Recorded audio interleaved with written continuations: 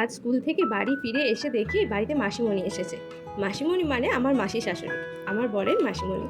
আমারও মাসিমণি। মাসিমণি কিন্তু মাঝে মধ্যেই আমাদের বাড়ি আসে। আসলে মাসিমণির বিয়ে হয়েছে আমাদের বাড়ির কাছাকাছি। আমার শাশুড়ি মা আর মাসিমণি দুই বোন, মানে কাকাতো বোন। তাই মাসিমণি মাঝে মাঝেই আমাদের বাড়ি আসেন, আবার আমরাও যাই। তো বাড়িতে কেউ এসেছে, এলেই তো আগে মনে হয় কীভাবে অতিথি আপ্যায়ন করব। যতই হোক অতিথি তো নারায়ণ। তাই তাড়াতাড়ি ফ্রেশ হয়ে আগে বসিয়ে দিলাম চা। সন্ধে মানেই তো চা খেতেই হবে, তাই চা বসিয়ে দিলাম। তারপরে চলে গেলাম আমাদের বাড়ির পাশের মিষ্টির দোকানে। সেখান থেকে মিষ্টি সিঙ্গারা নিয়ে এলাম। জানেন তো, এই দোকানটা না নতুন হয়েছে। এই প্রথমেই নিয়ে এলাম মিষ্টি সিঙ্গারা সেখান থেকে।